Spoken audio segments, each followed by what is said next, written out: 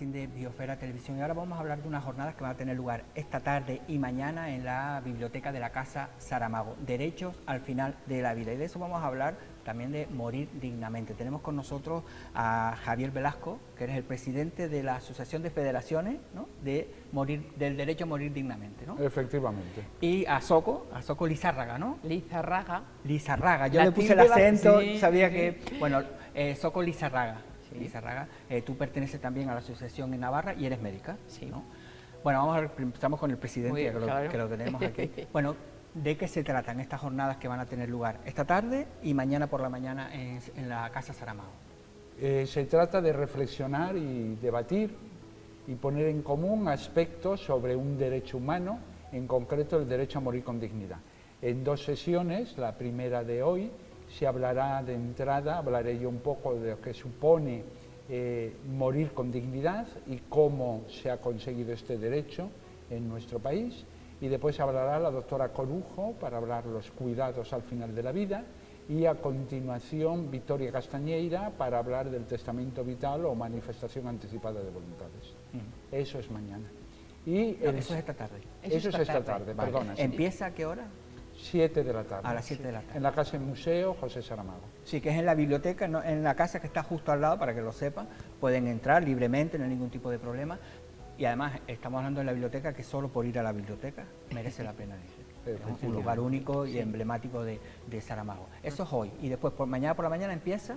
Mañana por la tarde, también el sábado a las 7 de la tarde, tenemos otra sesión en la cual va a hablar Soco de reflexiones en torno a la implementación o puesta en práctica de la LORE en estos 3 años, y a continuación hablaré yo un resumen de la historia de DMD. Cumplimos 40 años y celebramos el aniversario de nuestra asociación en Canarias mañana en el ámbito de estas jornadas.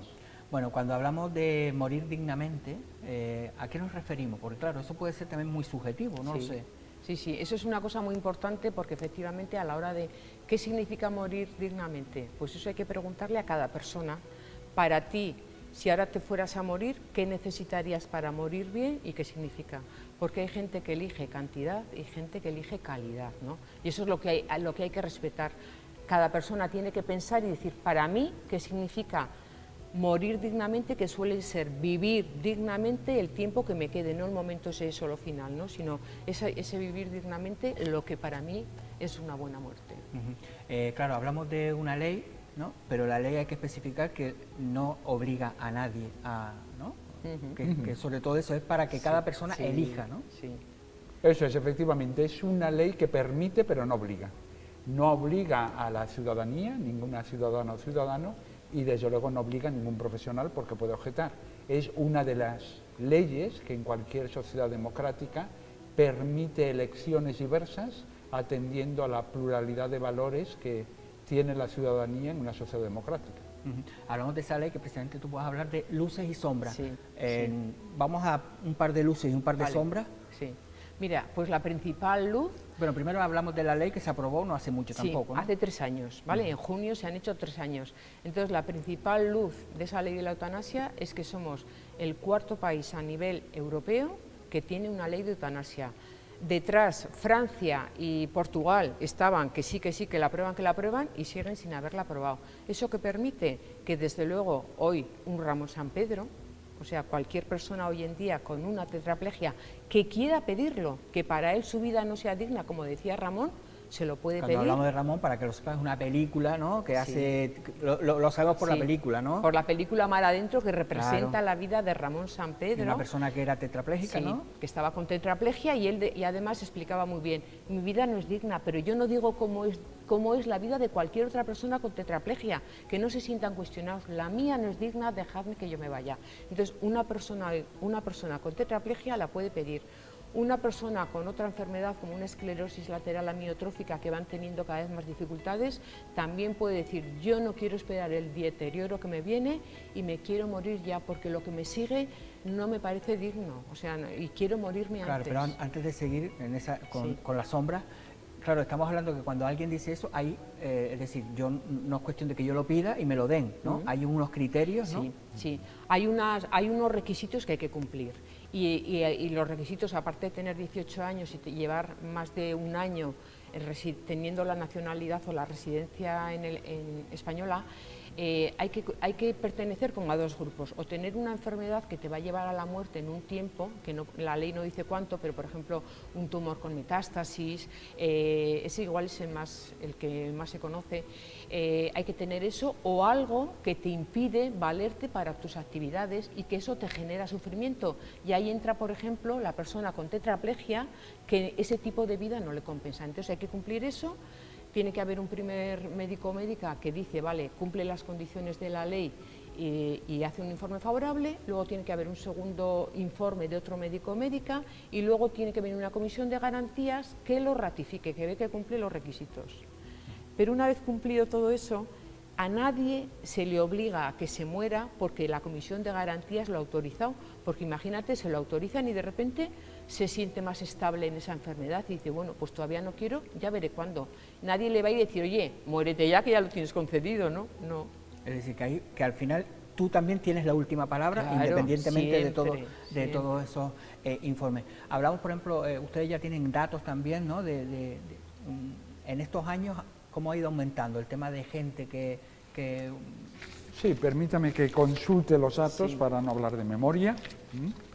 Los datos que tenemos hasta ahora son hasta el 23, durante el 23, y en total, hasta el día de hoy, hasta el 23, total en España ha habido 686 eutanasia. En estos 3 años. En estos 3 años, hasta el 23. Es verdad que son solo el 46% de las solicitadas. Se han solicitado 1.476 y se han realizado ayudas para morir o eutanasias 686, el 46, casi el 47%.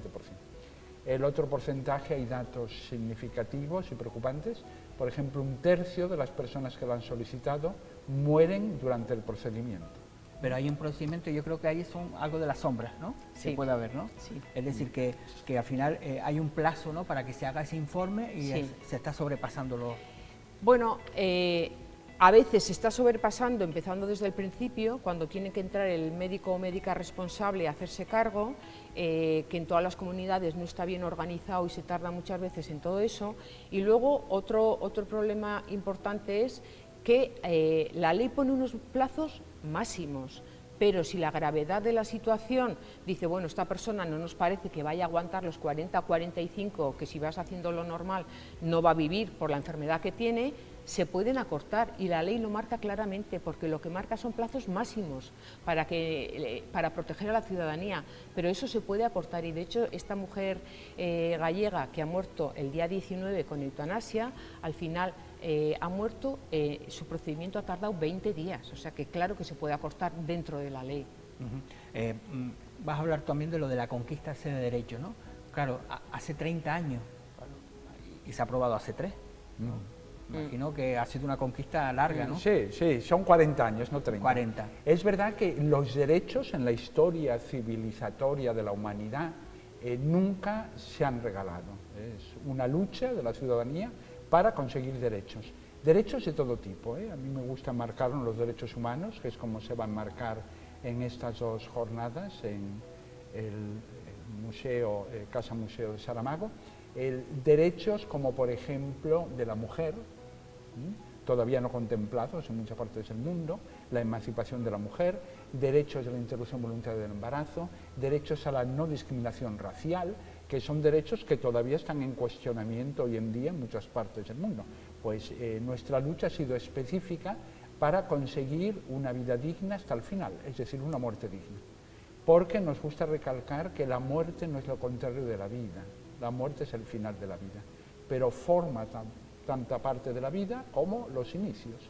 Y por lo tanto, durante estos 40 años hemos luchado, y nuestra lucha no se agota, por conseguir el derecho a una muerte digna, porque no basta con decir cada uno muere como quiere, eso es una frase vacía de contenido, cada uno vive y muere como puede. y en una sociedad o en un Estado social, democrático y de derecho, la ayuda del Estado, la solidaridad y la justicia entre la ciudadanía, garantizada por los poderes públicos, en este caso por la Administración Sanitaria, implica que estos derechos involucren también a la Administración Sanitaria, por tanto profesionales fundamentalmente de medicina y enfermería, que ayudan y son imprescindibles para que este derecho sea efectivo, es decir, morir cuando y como uno quiera, sin sufrimientos innecesarios. Claro, también va a haber lo de los cuidados, que hay cuidados paliativos, claro, que todo, imagino que se enmarca también dentro de morir dignamente, ¿no? Claro, claro, porque a veces hay un discurso que no tiene ningún sentido, que se quiere como anteponer los dos términos, cuidados paliativos o eutanasia. No, yo puedo pedir la eutanasia y necesitar los cuidados paliativos hasta el final, hasta que me van a poner la inyección. O sea, es que eso es complementario. En realidad, cuando se dice si se quiere anteponer lo que es la sedación paliativa y la eutanasia, pero es una cosa diferente. O sea, la persona que pide la eutanasia puede necesitar y tiene derecho a recibir los cuidados paliativos que necesite hasta el final. Y si me permites, tenía otra luz para apuntar. Sí, que no todos son sombras, entonces. Sí, quería apuntar otra luz con la aprobación de la ley, que me parece muy importante, es que a raíz de que se aprobó la ley de la eutanasia, ha habido un aumento importante en muchas comunidades autónomas del número de voluntades anticipadas que se hacen. Y es porque desde que se aprobó la ley, es obligatorio que cuando se hace este documento te pregunten, ahora que la eutanasia está aprobada, si llega a una situación de deterioro irreversible y no estás capacitada, ¿querrías la eutanasia? Porque para eso vale el documento. Entonces, por ese detalle de que puedes pedirlo ya en el documento, ha aumentado mucho. ¿Y por qué es importante que esté puesto en el documento si quiero o no quiero la eutanasia? Porque si yo me demencio o me cuidan hasta que me muera, pero si yo he puesto que quiero la eutanasia, se me tendrá que hacer la eutanasia. Entonces, la primera eutanasia a nivel estatal fue en el País Vasco, una señora que llevaba más de 10 años demenciada, pero tenía un documento de voluntades anticipadas en el que ponía la coletilla que llevábamos años desde DMD aconsejando al hacer el documento. Si cuando me ocurra esa situación la eutanasia es legal, quiero que se me aplique. Y la primera que se hizo fue con esa coletilla que además lo del documento este de voluntades anticipadas. Como especie de testamento, sí. Si lo quieres cambiar a los 3 meses, se cambia. Siempre. Yo tengo un amigo que lo ha ido cambiando, porque tú puedes pensar en un momento de tu vida lo de la eutanasia, pero a lo mejor dentro de 10 años tú dices, pues no, y tú puedes ir. Es decir, que no son cosas que tú dices, lo firmas y ya no lo puedes cambiar. ¿No? Tú puedes, como al revés, tú puedes pensar una forma de incinerarme, enterrarme, cualquier cosa, es decir, que se puede cambiar. Es como el testamento de bienes, exacto. El que vale es el último, porque también yo hace poco le he oído... Si tú se portas más contigo, lo puedes cambiar. Yo hace poco le he oído a un señor con ELA, que dijo que cuando le diagnosticaron la ELA, la esclerosis lateral amiotrófica, perdón, él hizo un documento en el que puso, si llega un momento que para vivir necesito el respirador, yo quiero que se me ponga. Y ahora que va pasando un poquito de tiempo, dice, bueno, ahora voy a cambiar el testamento porque creo que quiero otra cosa. Claro, bueno, pues lo que vale es el último. Exacto. Bueno, ya saben, esta tarde y mañana por la tarde en la Biblioteca de la Casa Saramago, Derechos al final de la vida. Gracias por venir a los dos y al que quiera ir, pues ya sabe, entrada libre, no hay ningún tipo de problema. Y nada, 40 años de lucha. Muy bien. 40 años. Gracias por invitarnos. Bueno, nosotros ayer fuimos a la Fundación César Manrique porque se inauguraba la exposición de arquitectura inédita. Ya saben que César Manrique fue un defensor a ultranza de la arquitectura popular, así que vamos a ver ese reportaje. Yo me despido ya de aquí, pero les esperamos ya el próximo lunes para seguir contándoles nuevas historias. Pero ahora vamos a la Fundación César Manrique.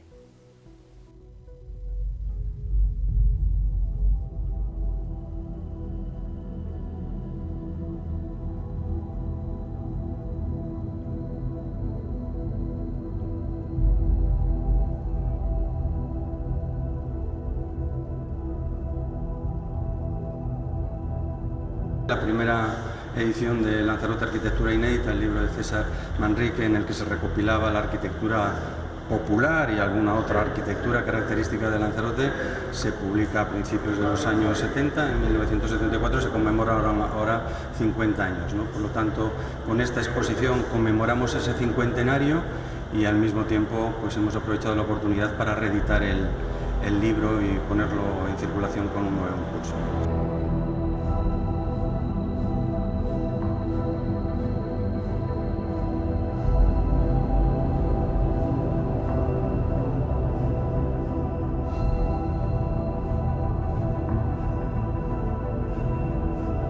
El criterio que orienta esta exposición es desplegar el libro, subirlo a las paredes, ponerlo desplegarlo en 3 dimensiones y volver a actualizar el mensaje, ¿no?, con el que César pues, pretendió llamar a las conciencias para no solo respetar la arquitectura, sino para entender la arquitectura en el conjunto del paisaje de la isla, ¿no? En los años 60, que es cuando él comienza a trabajar en el libro, comienza a trabajar a su regreso de Nueva York. Allí en Nueva York él ve una exposición, cuando llega en 1964, a finales del 64, ve una exposición en el MoMA y su sorpresa es mayúscula cuando en esa exposición, que se titulaba, es una exposición mítica en la historia de la arquitectura, se titulaba Arquitectura sin arquitectos, de Bernard Rudowski, ve una fotografía de la feria. Confirmaba lo que él había venido defendiendo ya desde hacía años, que era el valor del paisaje de la isla, y cuando ya regresa a Nueva York, pues decide, entre un conjunto de actuaciones en las que se inserta esta publicación, pues decide llamar a las conciencias para poner en valor y para respetar el paisaje de la isla.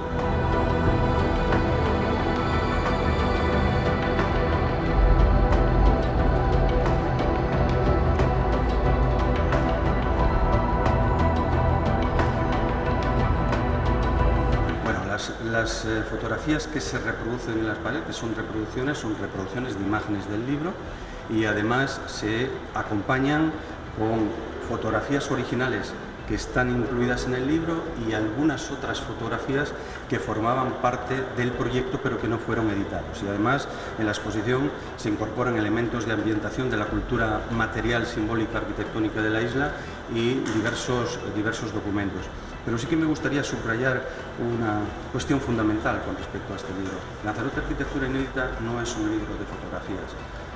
Es un libro con fotografías y hecho a base de fotografías, pero es básicamente un proyecto conceptual sobre el paisaje de Lanzarote. Manrique lo que plantea con este libro es 2 cosas. Por un lado, proponer un repertorio de formas, de volúmenes, de tipologías de la arquitectura que se conservaba entonces para que sirvan de referencia en las nuevas construcciones en un momento de expansión turística, en el inicio de la expansión turística, y por otro lado llamar la atención sobre un proceso de destrucción que ya ha comenzado sobre esa arquitectura que está afectando al paisaje, y él llama la atención para poner en valor el paisaje de la isla, porque creía que el elemento de singularidad de Lanzarote era la gran apuesta de futuro de la isla. Es una apuesta por la singularidad, por la identidad y para evitar que la arquitectura estándar internacional se superponga sobre la arquitectura vernácula, sobre la arquitectura tradicional.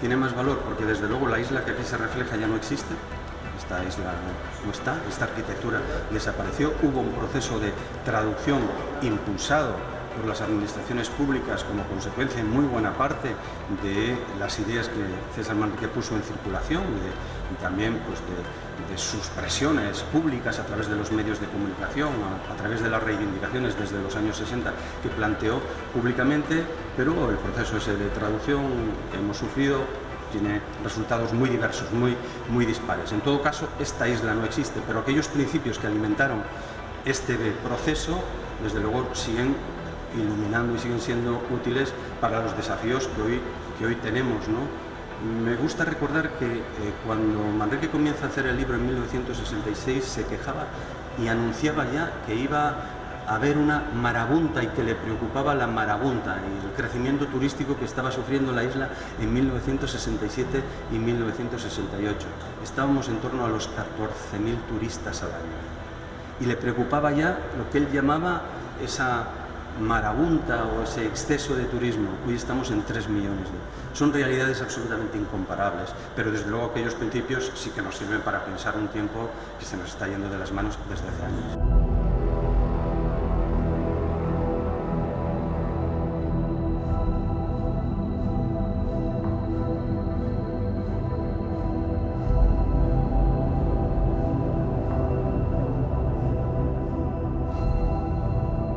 Probablemente, efectivamente, una de las dimensiones fundamentales, yo he subrayado dos, la del funcionamiento como catálogo y al mismo tiempo también como denuncia de un patrimonio que empezaba a desaparecer. Hay otro elemento que es efectivamente el que pone sobre la mesa, ¿no?